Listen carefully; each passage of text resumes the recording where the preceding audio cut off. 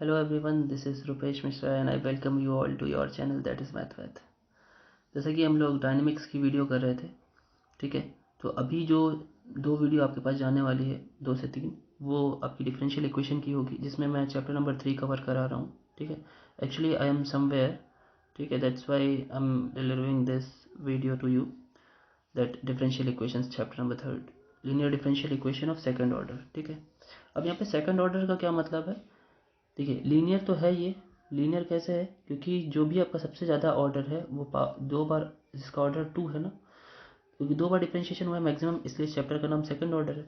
और साथ ही साथ इस पूरे की पावर 1 है, मैक्सिमम ऑर्डर की पावर 1 है। ऑर्डर डिग्री हम लोग जानते हैं, इसलिए लीनियर डिग्री, और लीनियर की वजह से पावर 1 होनी चाहिए। सो पावर 1 है इसलिए लीनियर हो गया, और 2 बार डिफरेंशिएशन मैक्सिमम है इसलिए सेकंड ऑर्डर हो गया। ये तो बात क्लियर हो गई कि चैप्टर का नाम क्या है, ठीक है। अब इसके साथ जो बाकी सारे डिफरेंशिएशन है, जैसे पावर 2 बार यहाँ पे है, फिर 1 बार यहाँ पर है, फिर एक भी बार यहाँ नहीं है, और यहाँ तो ये तो ठीक है इक्वल टू में है। तो इसमें इन सब के कुछ कोएफिशिएंट होंगे। अगर लेट्स से यहाँ पर कोई कोएफिशिएंट हुआ तो उसको हम डिवाइड करके इधर ले आएंगे, मतलब इधर फ्री रखना है आपको, यहाँ पे कोएफिशिएंट फ्री रखना है, ठीक है। और अगर कुछ होगा भी तो उसे हम लेफ्ट राइट में कॉमन लेकर के ट्रांसफ़र कर देंगे, ठीक है। तो ट्रांसफ़र करने के बाद जो यहाँ पर dy/dx का कोफिशिएंट बनेगा उसे हम p ले लेंगे, y के साथ जो कोफिशिएंट बनेगा वो q होगा, और सब कुछ हटाने के बाद जो इक्वल टू में बनेगा वो हमारा r होगा। तो इसे हमें फ्री करना होता है, उसे आपको याद रखना है, ठीक है। फ्री करने के बाद आपको p q या r मिलता है, ठीक है। और ये सभी के सभी पॉलिनोमियल इन x हो सकते हैं, ठीक है। जैसे p q r ये तीनों के तीनों कांस्टेंट भी हो सकते हैं और फंक्शन ऑफ एक्स भी हो सकते हैं, ठीक है। एक्स के फंक्शन हो सकते हैं, ठीक है। अब देखिए, इस टाइप के जो सेकेंड ऑर्डर बट लीनियर होना चाहिए, इसको सॉल्व करने के तरीके हैं जो इस चैप्टर में हम लोग को सीखने हैं। 3 से 4 टाइप हैं, सभी के सभी सीखने हैं। सो जो सबसे पहला टाइप है वहाँ से शुरू करते हैं। Type number 1 is what?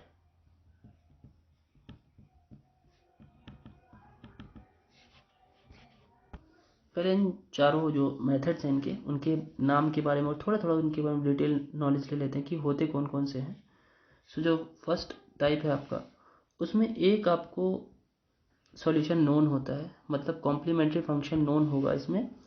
जो फर्स्ट टाइप है, one solution is known, one solution, और in bracket you can say that complementary function C F आपको पता होगा इज नोन, या तो पता होगा और या फिर अननोन होगा, दो चीज़ें होंगी, ठीक है। नोन या फिर अननोन होगा। अब ये अननोन में भी 2 टाइप के होंगे, मतलब अगर नोन है तो बोल देगा कि this is the complementary function of that differential equation, या फिर बोल देगा कि ये एक सॉल्यूशन है, this is a solution of this differential equation. Unknown में 2 ही टाइप आते हैं। दोनों टाइप क्या होंगे? एक होगा अगर आपको डायरेक्टली मिल जाता है तो e की पावर mx टाइप उसका CF होता है, या फिर दूसरा होता है जिसकी जो कि x पावर m टाइप होता है, ठीक है। ये फर्स्ट मेथड में, मेथड नंबर 1 के 2 पार्ट हैं, दोनों हमको इस पे बात करनी है, ठीक है। सेकेंड टाइप देखते हैं, सेकेंड टाइप क्या होगा। देखिए, जो दूसरा टाइप हुआ उसमें हम लोग रिमूव करेंगे फर्स्ट डेरिवेटिव को, मतलब जो सिंगल डिफरेंशिएशन है एक बारी, इसे हमें हटाना होगा। अच्छा, इसका यूज़ कब होगा? जब फर्स्ट हमारा जो मेथड है वो फेल करेगा, मतलब उसका C F X power M type या E power M x type नहीं होगा, या फिर नॉन भी नहीं होगा, तो हम रिमूव करेंगे फर्स्ट डेरिवेटिव को। तो इस फर्स्ट डेरिवेटिव का जो रिमूवल है, इसका एक स्पेशल नेम है, आपको जो याद रखना चाहिए MCQ पॉइंट ऑफ व्यू से, it is very important. So that method will be called as normal form of second order linear differential equation, ठीक है, इसका नाम है। आप याद कर सकते हो, याद रखना पड़ेगा आपको, ठीक है। अब इसमें फर्स्ट ऑर्डर का तो रिमूवल है, ठीक है, अच्छी बात है, वो भी आगे सीखेंगे। थर्ड क्या है? देखिए, थर्ड जो अपना मेथड है वो अपना इंडिपेंडेंट वेरिएबल जितने भी होंगे, सो इंडिपेंडेंट वेरिएबल चेंज। इंडिपेंडेंट क्या होता है? इंडिपेंडेंट वही अपना एक्स होता है जो स्वतंत्र होता है, ठीक है। थर्ड जो मेथड है वो इंडिपेंडेंट वेरिएबल चेंज का है, उस तरीके से हम इसे सॉल्व करते हैं। And the fourth and the last जो हमें इस चैप्टर में सीखना है that is what the last one is variation of parameter. Variation of parameter, इसमें क्या करते हैं, पैरामीटर जो आपका होता है उसका वेरिएशन करते हैं। वेरिएशन मतलब या तो बढ़ाना होता है या तो घटाना, ठीक है। So without wasting time let's move on the first method of solving the linear differential equation with second order. चलिए फर्स्ट मेथड पे बात करते हैं। देखिए ऐसे ओरली थोड़ा सा जानते हैं इसको। जब इसमें वन सॉल्यूशन नोन होगा, देखिए इसमें दो ही पार्ट थे, नोन या अननोन। तो सबसे पहली बात अगर नोन है हमें, सो क्या होगा, जो हमारा टोटल सॉल्यूशन होगा, कंप्लीट सॉल्यूशन क्या होना चाहिए, कंप्लीट सॉल्यूशन जो आएगा वो एक तरीके से हमारा y is equal to U into V मान लेते हैं, ये कंप्लीट सॉल्यूशन है। अच्छा, जिसमें आपका u जो है, u कह लो चाहे v कह लो, किसी भी एक को, ये आपका नोन होगा, आपको पहले से दिया हुआ कि ये इसका कॉम्प्लीमेंट्री सॉल्यूशन है। सो हम करने क्या वाले हैं, जो नोन होगा वो इसके प्लेस पे रखेंगे, जैसे कुछ भी हो सकता है u के प्लेस पे रख देंगे, और u y is equal to U into V हम उठा करके डिफरेंशियल इक्वेशन में रख देंगे। ये जो भी होगा हमारा, इसे हम पुट करेंगे, put this in differential equation, ठीक है। डिफरेंशियल इक्वेशन में पुट करेंगे और उसके बाद क्या करेंगे, उसके बाद या तो वो लीनियर बन जाएगा, ठीक है, लीनियर डिफरेंशियल इक्वेशन बन जाएगा, या तो दिखाते हैं। सो आफ्टर पुटिंग जैसे आप रखोगे तो दो ही पॉसिबिलिटी बनती है, वो आपको पहले से भी पता है, बस मुझे आपको थोड़ा सा याद दिलाना है। आफ्टर पुटिंग या तो वो लीनियर डिफरेंशियल इक्वेशन बनेगा जिसमें हम लोग इंटीग्रेटिंग फैक्टर निकालते थे, ई पावर करके फॉर्मूला होता था, ठीक है, और डायरेक्ट एक फॉर्मूला उसका सॉल्यूशन भी होता था, या फिर ये बन जाएगा आपका CFPI मेथड बन जाएगा, ठीक है। देखिए से मैंने मेथड नंबर 1 का ए पार्ट डाल दिया है, ठीक है, क्योंकि इसमें सॉल्यूशन अगर नोन है तो इस पर बेस्ड एक क्वेश्चन देख लेते हैं तो ज़्यादा क्लियर हो जाएगा, ठीक है। चलिए देखते हैं। उसके बाद मेथड नंबर 1 का जो दूसरा पार्ट है जिसमें अननोन होता है, इसके बाद उसे देखेंगे, ठीक है। तो मैं क्वेश्चन लिख लेता हूँ। देखिए क्वेश्चन आपके सामने है, solve sine square X D two Y by D x two is equal to 2y given that y is equal to cot X is a solution. अब ये देखिए इसी चैप्टर का है, ऐसे कैसे पहचानेंगे, पहले तो दो बार डिफरेंशिएशन हुआ है तो सीधी सी बात है सेकंड ऑर्डर का है, तो इतने से ही क्लियर है, और उसकी होल पावर भी 1 है, तो यहाँ से क्लियर है कि ये linear differential equation with linear differential equation of second order है, ठीक है। ठीक है भाई, तो अब इसको थोड़ा सॉल्व करने की कोशिश करते हैं। Given that one solution is known, देखिए एक सॉल्यूशन गिवन है, ठीक है, अच्छी बात है, गिवन है। तो अब हमने क्या बताया था कि आपको क्या लेट करना है, लेट ये हमारा तो CF है, ये तो हमारा क्या है, CF है, वन सॉल्यूशन जो गिवन है। तो हमें क्या रखना चाहिए, y is equal to cot x into V, ये u की जगह पे है, इसको u लेट कर लिया आपने, है ना। Let this is the complete solution, complete solution, complete solution होगा। अब इसे पुट कर दिया डिफरेंशियल इक्वेशन है, ठीक है, इसे इक्वेशन नंबर आप 1 ले सकते हो। सो पुट करने की कोशिश करते हैं। चलिए, अब चूंकि दो बार डिफरेंशिएशन है तो पहले एक बार आप डिफरेंशिएशन कर ही लो, तब रखो तो ज़्यादा सही रहेगा। So d by D x of cot x एक बार कर लेते हैं, तो कॉट का हो गया भैया माइनस कॉसेक स्क्वायर एक्स, और एक बार और करेंगे अगर आप D two by D x two of cot X, तो यानी राइट हैंड साइड का एक बार और डिफरेंशिएशन कर दीजिए, कॉसेक स्क्वायर एक्स, तो पावर आगे आएगा, है ना, पावर आगे आएगा, पावर में से एक कम होगा, ठीक है, माइनस तो है ही,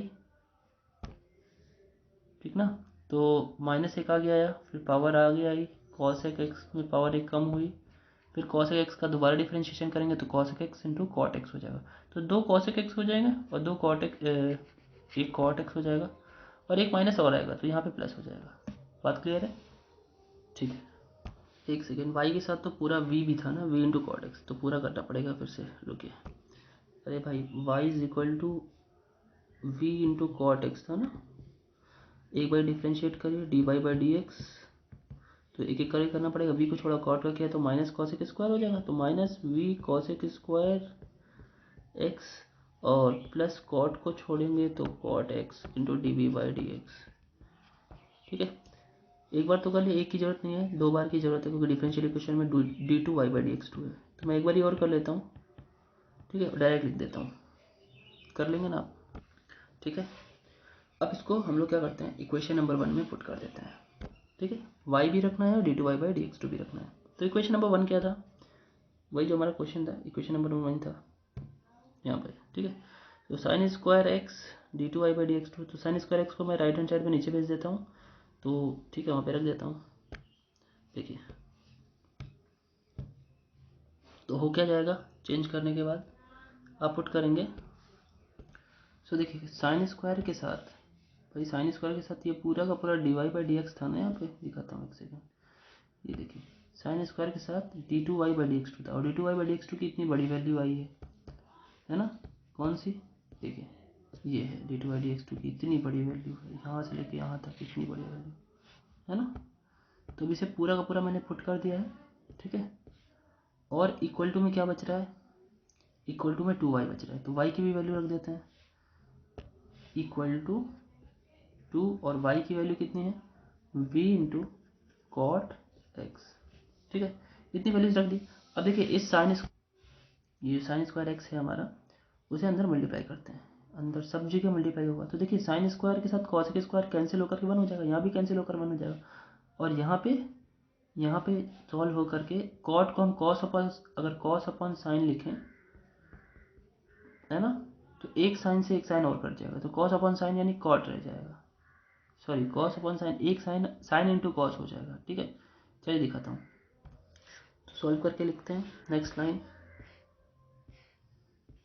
क्या होगा भाई, यहाँ तो 2v आएगा, केवल 2v into cot x minus 2 d v d x, उसके बाद plus cot x into sine square x. ठीक है, cot x into sine square x और D two v by D x two, और इक्वल टू में क्या है 2v into cot x. अगर देखें आप सही से लेफ्ट हैंड साइड और राइट हैंड साइड में 2v cot X 2v cot X 2v cot X खत्म हो गया, कैंसिल हो गया। अब इसे थोड़ा रीअरेंज करके लिख लेते हैं। ठीक है, रीअरेंज करके लिख दिया मैंने। अब एक काम करते हैं, देखिए अब देखिए जो d two v by D x two में cot x into sine square x को कॉमन लेके हटाते हैं, तो यहाँ से कॉमन लेकर जैसे हटाएंगे तो इस वाले डिफ्रेंशिएशन में तो डिवाइड हो जाएगा। तो चलिए डायरेक्टली कर देता हूँ मैं।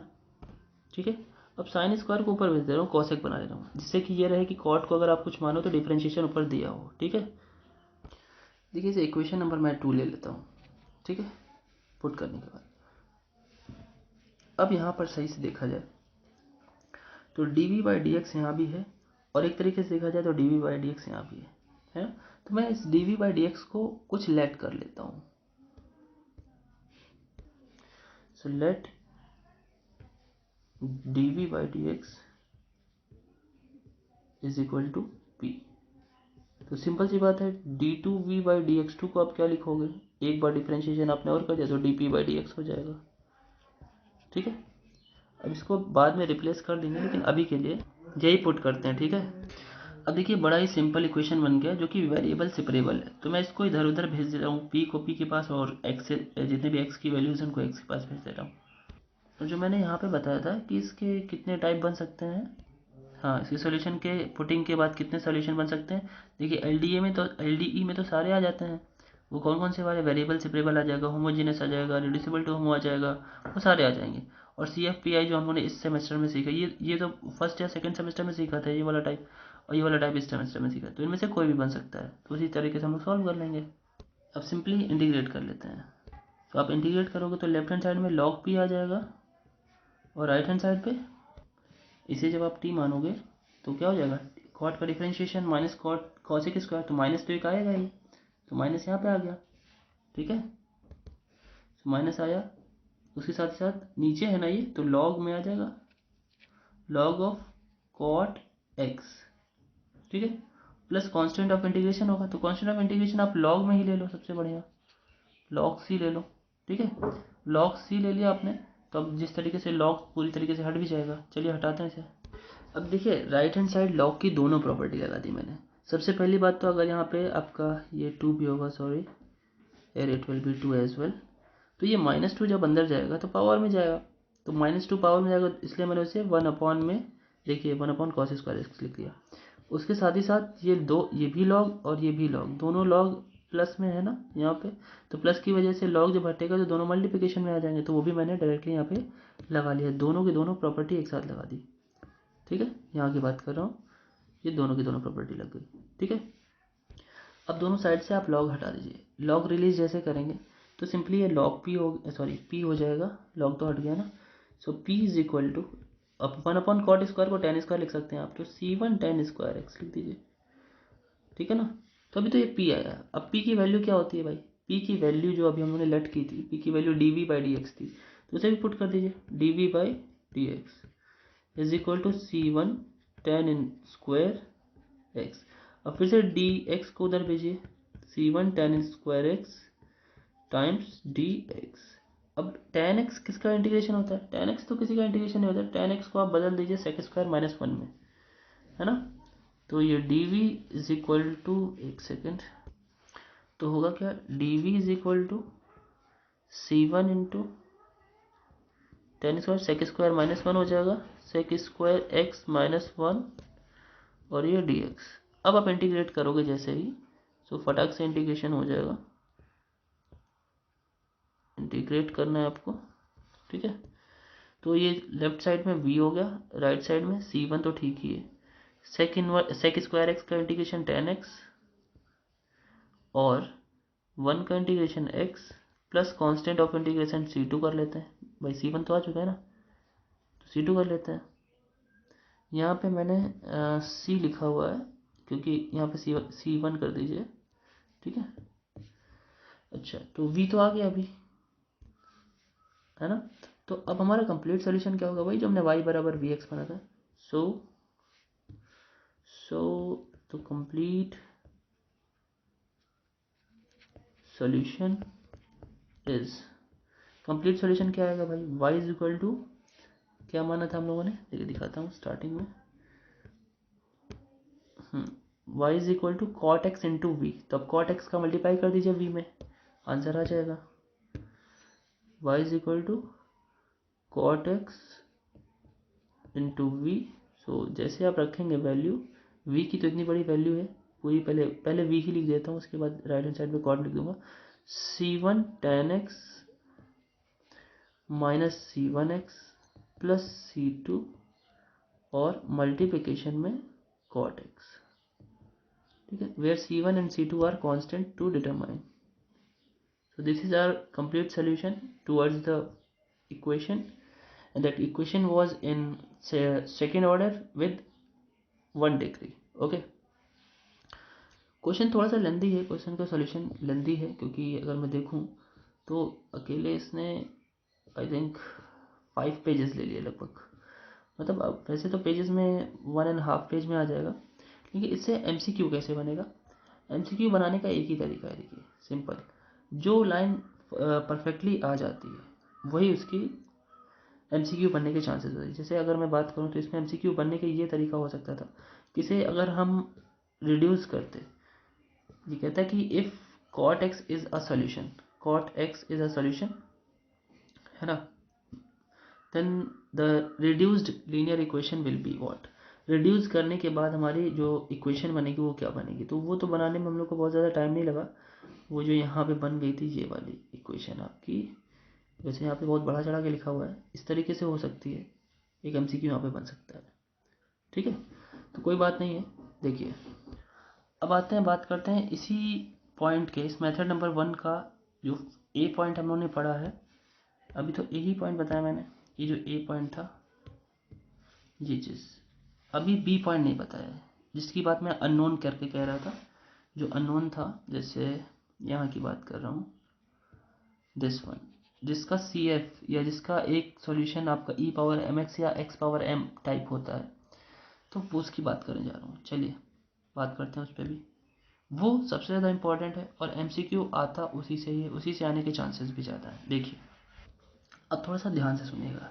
देखिए, अगर हमने पहले डिफरेंशियल इक्वेशन को इस तरीके से कन्वर्ट कर दिया, d2y/dx2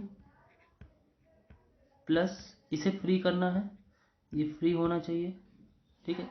दूसरी बात, आपका जो भी मटेरियल था वो या तो p का dy/dx का कोफिशिएंट जिसे p आप कह लेते हो, और या तो वो y का कोफिशिएंट जिसे आप r कह लेते हो, या इक्वल टू r, इतने में आपको कन्वर्ट कर लेना है।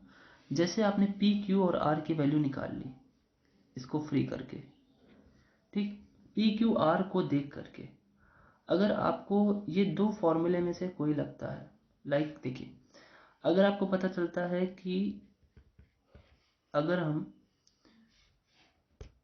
ये कहें कि p के साथ किसी नंबर m का मल्टीपल, p के साथ कोई भी नंबर, आपका नंबर m लेने का मन है, m इज इक्वल टू 1 लेकर के सोच लेंगे, 2 लेके सोच लेंगे, 3 लेके सोच लेंगे, इससे बहुत ज़्यादा आगे नहीं पढ़ना होता है, उतने में समझ में आ जाता है, ठीक है। कुछ प्रैक्टिस रहेगी तो वो चीज़ें आपको एग्जैक्टली पता चल जाएगी कि m इज इक्वल टू क्या रखने में काम आएगा। अभी वो हम लोग क्वेश्चन करेंगे तो आपको मैं बताऊंगा कैसे सोचना है। m के साथ कोई नंबर 1, 2, 3 या कुछ भी, उसका मल्टीप्लिकेशन मान लेते हैं m है वो, ठीक है। जैसे मैं यहाँ पे m लिख रहा हूँ ना, e की पावर mx, ठीक है। तो अगर किसी वैल्यू m का मल्टीपल प्लस प्लस प्लस के साथ हम ये कहें कि q ऐड कर दें और वही m का स्क्वायर ऐड कर दें, और इतना करने के बाद अगर ये जीरो दे दे आपको, means m square plus m p plus q is equal to zero दे दे, दैट मीन्स कि इसका एक सोल्यूशन, इसका कॉम्प्लीमेंट्री सोल्यूशन कह सकते हो आप सिंपली लिख सकते हो ऐसा करने के बाद कि वो पक्का e की पावर mx उसका कॉम्प्लीमेंट्री सोल्यूशन होगा। मतलब वो u जो था ना पिछले बारे में cot x, वो u यहाँ पे e पावर mx हो जाएगा। इसके खुद के कुछ कंसिक्वेंस है छोटे छोटे, क्या छोटे छोटे कंसिक्वेंस है कि कभी कदार हमें देखने में पता चलता है कि सिंपली अगर हम तीनों को, यानी 1 को ऐसे लिखा हो, 1 प्लस पी प्लस क्यू, जो पी और क्यू वैल्यू जो आई होती है ऊपर से उसमें 1 जोड़ दे तो डायरेक्टली जीरो मिल जाता है। तो इसे देखना बड़ा ही ईजी, मतलब m इज इक्वल टू 1 पे होता है, ठीक है। अगर हम बात करें at m is equal to 1 पे बात करें तो ये यही पक्का मिलेगा 1 प्लस पी प्लस क्यू। तो ऐसे में हमें डायरेक्टली हमारा सी एफ मिल जाता है तुरंत, ज़्यादा सोचने की ज़रूरत नहीं होती है, ठीक है। तो ठीक है, m इज इक्वल टू 1 वाली बात को आपको दिमाग में हमेशा रखना है। तो आपका सी एफ क्या बन जाएगा भाई, m की जगह पे 1 रखिए तो e पावर 1x यानी e पावर x सिंपली। अच्छा, अगर हम कहें आपसे कि एक और वैल्यू है उसे भी आप याद रखें, which is at m is equal to -1। अगर आप m इज इक्वल टू -1 को भी याद रखें तो ज़्यादा अच्छा रहेगा। उससे भी क्या बनता है भाई, m इज इक्वल टू -1 से भी आपका एक बड़ा ही सिंपल सा प्रोसेस बनता है। ज़रा यहाँ पे रख के देखिए, तो भाई यहाँ पे रखिए m इज इक्वल टू -1, तो ये तो +1 बन जाएगा, है ना। तो ये तो +1 हो जाएगा m स्क्वायर, और यहाँ पे रखेंगे इस जगह पे तो माइनस पी हो जाएगा और प्लस क्यू हो जाएगा, तो 1 minus p plus q equal to 0 हो जाएगा। तो आपको सी एफ क्या मिलेगा ऐसे में, सी एफ मिलेगा आपको e पावर -x। देखिए इसे ऐसे याद रखें कि अगर 1 के साथ p और q को ऐड कर दिया जाए और वो 0 दे दे तो आपका सी एफ पक्का e पावर x होगा, ठीक है। और अगर 1 के साथ q को जोड़ दे लेकिन p को घटा दें तो ऐसे में आपका सी एफ माइनस ई पावर -x होगा। इसे याद रखना है। अच्छा, ये इसे याद क्यों रखना है, ये बहुत ही अच्छी कंडीशन है। कभी ऐसे भी पूछ सकता है कि भाई आपका C F e power x हो तो उसके लिए क्या कंडीशन होगी, 1 plus p plus q is equal to 0 होगा, -1 होगा, +1 होगा, मतलब यहाँ से कुछ भी पूछ सकता है। ये टोटल, ये दोनों जो पॉइंट आपके सामने दिख रहे हैं आपको, ये दोनों के दोनों बहुत ही अच्छे बनेंगे एमसीक्यू के लिए। और ये तो ई पावर एम एक्स के लिए जनरल फॉर्मूला, ये तो एमसीक्यू के लिए वैसे भी होगा, ठीक है। तो ये आपको ई पावर एम एक्स का जो सी एफ निकाला जाता है वो डायरेक्ट निकालने का तरीका है, ठीक है। अब बात करते हैं एक्स पावर एम कब होगा इसका कॉम्प्लीमेंट्री फंक्शन, चलिए देखते हैं। अब देखिए जो नेक्स्ट वाला है, अगर हम उस पर बात करें तो p में आप कर दीजिए m और x का मल्टीप्लिकेशन, प्लस q के साथ आप कर दीजिए एक्स स्क्वायर का multiplication, plus m into m-1। अगर इतना करने से 0 आ जाता है तो ऐसे में जो हमारा सी एफ होता है वो x पावर m वाला होता है ना। इसका जो सी एफ आएगा, C F is equal to x power m होगा, क्योंकि हर जगह m m m है। अब इसमें देखिए कुछ स्टार वाली बात की जाए, अगर हम m की वैल्यू 1 रखें, m की वैल्यू अगर 1 रखते हैं तो ऐसे में हमारा देखिए यहाँ पे 1 रखेंगे तो 0 हो जाएगा, ये पी एक्स हो जाएगा। अच्छा ठीक है भाई, तो जैसे ये पी एक्स होगा प्लस क्यू एक्स स्क्वायर होगा इज इक्वल टू 0 होगा, तो आप यहाँ से x कॉमन लेकर के हटा सकते हो, तो कुल मिलाकर के यहाँ पे क्या बनेगा p प्लस क्यू एक्स। मतलब सिंपल सी बात है भाई, अगर p प्लस क्यू एक्स आपको मिले, मतलब q में x का मल्टीप्लाई करने पर के बाद p में ऐड करने से अगर 0 मिल जाए आपको, क्वेश्चन में देखते ही पता चले, तो ऐसे में आपका सी एफ क्या हो जाएगा परफेक्टली। भाई यहाँ पे आपने m बराबर 1 रखा था, यहाँ भी m बराबर 1 रख दीजिए, है ना, तो आपका परफेक्टली x पावर 1 हो जाएगा आपका सी एफ ऐसे केस में।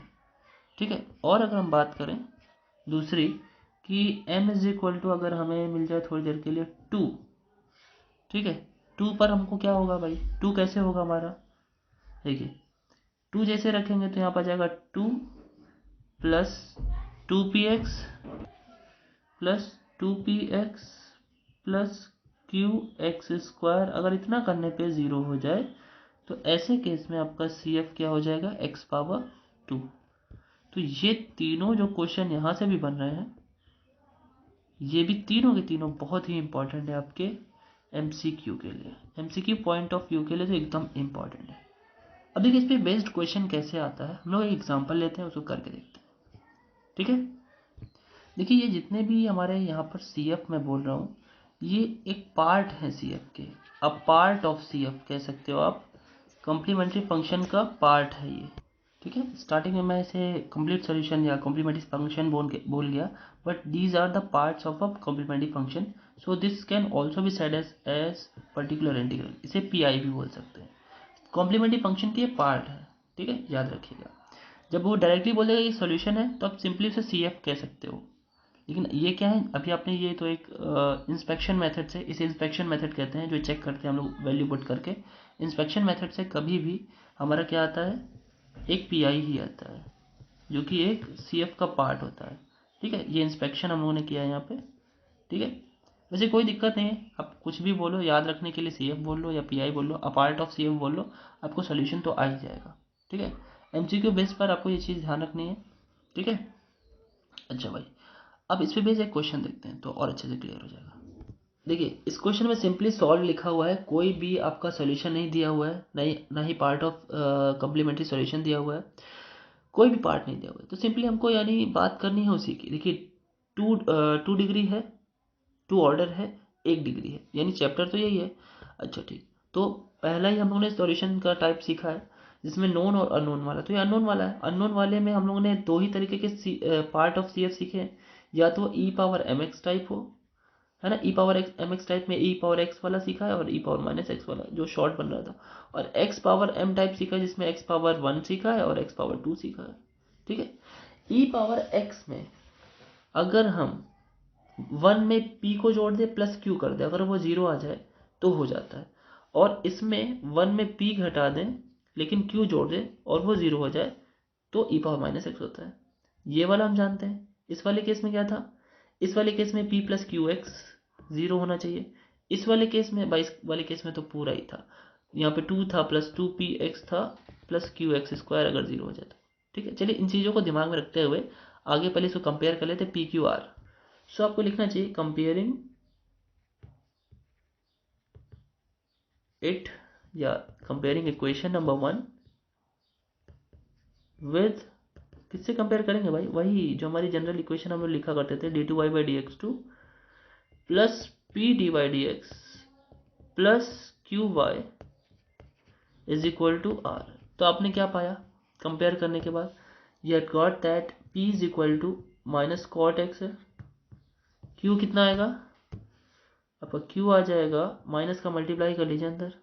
ठीक है, so you will get your q as -1 plus cot x, और आर क्या आएगा, r will be e power x into sine x. ठीक है, सो हमें पी क्यू से मतलब है, अगर चाहे थोड़ा सा ध्यान दीजिए, अगर हम पी और क्यू को ऐड कर दें तो कॉट से कॉट कैंसिल हो जाएगा, और 1 प्लस पी प्लस क्यू कर दे तो पी प्लस क्यू तो कैंसिल हो गए, और एक 1 बच रहा था तो 1 से 1 भी कट जाएगा, तो यानी 1 प्लस पी प्लस क्यू काम कर रहा है हमारा। ठीक है, नाउ सिंपली लिखेंगे अभी, नाउ क्या लिखेंगे, 1 प्लस पी प्लस क्यू, तो रखेंगे वैल्यू 1 प्लस पी आपका माइनस कॉट एक्स है और प्लस क्यू क्या है -1 प्लस कॉट एक्स। तो पूरा सॉल्व कर रहे हैं तो ये 0 दे दे रहा है। दैट मीन्स क्या लिखना चाहिए हमको स्टेटमेंट कि that means e power 1x यानी e power x is a part of C F. That means e power x is a part of C F. ठीक है, जिसे आप पी आई भी कह सकते हो। अब क्या लिखना चाहिए, now let y is equal to e power x into v is complete solution. बिल्कुल उसी की तरह जैसे पिछले वाले क्वेश्चन में हमें वन सॉल्यूशन दिया हुआ था, लेकिन यहाँ पे नहीं दिया हुआ तो यहाँ पे हमने निकाल लिया। अब बात पूरी, बाकी सारी बात ये बिल्कुल उसी क्वेश्चन जैसी की जाएगी, कंप्लीट सॉल्यूशन। इसको आप पुट करेंगे, ठीक है। पुटिंग करने से पहले इसको 2 बार डिफरेंशिएट कर लेते हैं क्योंकि रखना पड़ेगा ना हमें, तो चलिए करते हैं। सो आपने एक बार डिफरेंशिएट किया इसे, that d Y by D x is equal to क्या हो जाएगा, ई पावर एक्स, तो ई पावर एक्स रहने वाला है into v plus e power x को छोड़ा d we by D x, तो एक चीज़ ये पुट करनी है और D two Y by D x two भी निकाल लेते हैं इसे। So you will get from here that e power x into v, भाई एक बार ई पावर एक्स का करोगे ना वी को छोड़कर, फिर वी को ई पावर एक्स को छोड़ा वी का क्या d we by D x हो गया। अब यहाँ पे e power x into D we by D x हो गया प्लस ई पावर एक्स को छोड़ा d two v by D x two हो गया। ठीक है, देखिए दोनों एक जैसे हैं तो ऐड हो जाएंगे। आगे बात करते हैं। सो 2 बार जो डिफरेंशिएशन आपने किया d two Y by D x two, that will be converted in e power x into v, e power x into v plus 2 times e power x dv by dx, 2 times e power x into dv by dx plus e power x d2v by dx2, e power x d2v by dx2। सो अभी क्या करते हैं, इन सारी values को हम लोग equation number जो भी हमने लेट किया हो उसमें पुट करते हैं। Putting y dy by dx and d2y by dx2 in equation 1 या 2 जो भी माना हो आपने, जो भी लेट किया उसमें पुट करते हैं। तो पुट करने के बाद ये कैसा स्वरूप ले लेगा आपको मैं बताता हूँ। देखिए सारी वैल्यूज रख दी, ये आपकी d two Y by D x two की वैल्यू रख दी, minus cot time d Y by D x की वैल्यू रख दी, -1 माइनस कॉट इंटू वाई था यहाँ पे तो e power x into v रख दिया मैंने, और इक्वल टू में e power x into sine x तो पहले से लिखा था वो सब चीज़ें रख दी मैंने। ठीक है, सो अब इसे सॉल्व करना है तो पहले से थोड़ा सा मल्टीप्लाई, और मेरे ख्याल से इसी में काफ़ी सारी चीज़ें कैंसिल हो रही हैं।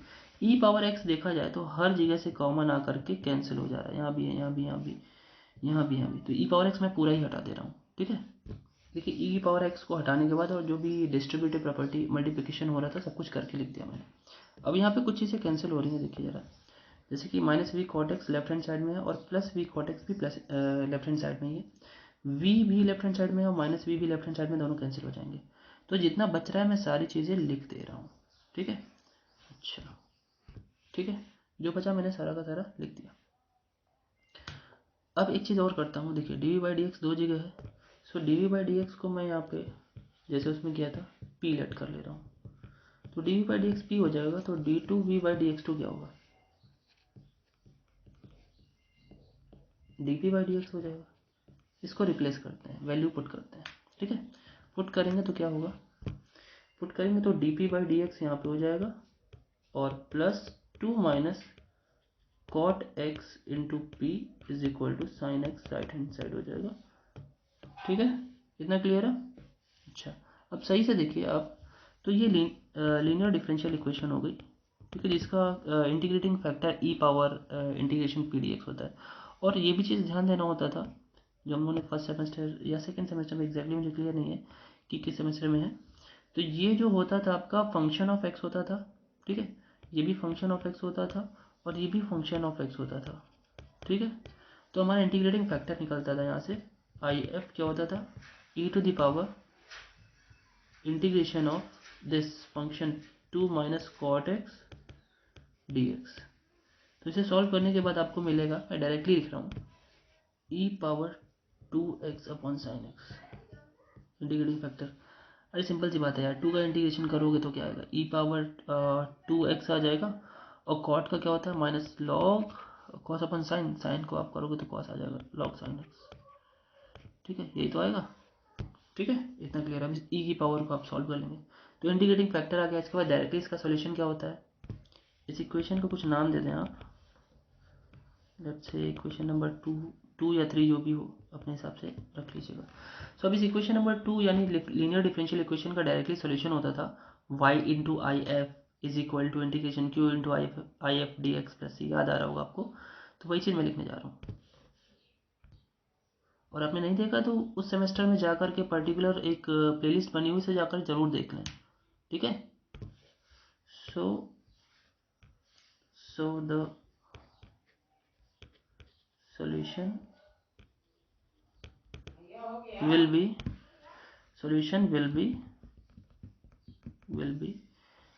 यहाँ पे p जैसे y इंटू आई एफ होता था, यहाँ p इंटू आई एफ हो जाएगा, ठीक है।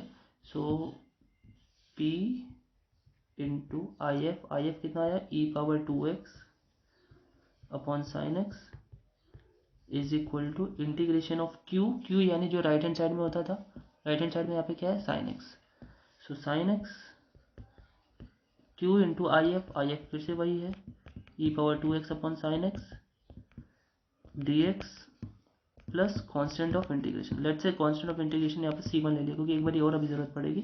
सो यहाँ you can cancel this out, that is sine x cancel होगा, integration of e power 2x क्या होगा भाई, यहाँ पे तो ठीक है p into e power 2x upon sine x, ठीक है, is equal to integration of e power 2x, e power 2x e power 2x ही रहेगा, और 2x का इंटीग्रेशन बाई 2 डिवाइड में चला जाएगा प्लस c1, ठीक है। अब इधर से p को फ्री कर दीजिए, p इज इक्वल टू जैसे आप उधर भेजेंगे तो ई पावर 2x से ई पावर 2x यहाँ तो कैंसिल हो जाएगा, सो you will gate sign x by 2, और साइन एक्स इसके साथ भी चला जाएगा ना, साइन एक्स इंटू या डिवाइड में ही कर दो ई पावर 2x। अब यहाँ पर p की वैल्यू पुट कर देंगे, सो p क्या था dv बाई डी एक्स, है ना, so dv by D x is equal to जो भी बचा उसे सबको लिख लीजिए, sine x by 2 plus sine x by 2 plus c1 sine x by 2x e power 2x sine x by e power 2x। अब आप इसे एक बार और इंटीग्रेट करना चाहते हैं क्योंकि पूरा का पूरा फंक्शन तो ई की पावर में ही है, सो डी को एक तरफ रखिए एंड जो आपका डी है उसे राइट हैंड साइड भेजिए और होली इंटीग्रेट कर लीजिए। ई पावर को मैं ऊपर भेज दे रहा हूँ -2x साइन 2x, और ये हो गया आपका dx, ठीक है। अब इसके आगे की जर्नी अगेन आपको इंटीग्रेट करना है, ठीक है, ये इंटीग्रेशन आप पे मैं छोड़ता हूँ, और इंटीग्रेट करने के बाद आपको पता है कैसे आपको आंसर लिखना होता है। If you will get your answer, v की वैल्यू अगर आपको आ गई तो आप लास्ट में लिखते हो कि answer will be what, y is equal to जो हम लोगों ने लिखा था, जो हमारा आंसर आया था वी एक्स यू वी करके, तो u कितना आया था e power, I think it was, हाँ ये था हमारा कि 1 प्लस पी प्लस क्यू 0 हो गया था, तो हमारा y जो आया था ई पावर x करके आया था, है ना, तो हमारा ये सॉल्यूशन साथ में उसके मल्टीप्लिकेशन में लिख दिया जाएगा। क्या मतलब है कहने का, ई पावर x इंटू वी ना, सो ई की पावर x यहाँ पे रहेगा इंटू वी, जो आपका यहाँ पे आंसर आया होगा उसे आप यहाँ लिख दीजिएगा, that will be your answer. I am living this directly on you, totally on you, ठीक है, ठीक है। वीडियो 40 मिनट की हो गई लेकिन इसमें एक परफेक्ट हम लोगों ने बहुत बढ़िया मेथड पूरा किया है, ठीक है। अभी इस पर कुछ क्वेश्चन और करवाऊंगा जो शॉर्ट ट्रिक के होंगे, जो एमसीक्यू के होंगे, तो इस वीडियो को बहुत अच्छे से देखिएगा and share this video to your friends and college groups as well, and like if you like the video and share with your friends, comment, okay. We will meet on the next video today in the evening. You will get this video right now, and you will get the another video on the same chapter in the evening. Okay, thank you, thanks a lot.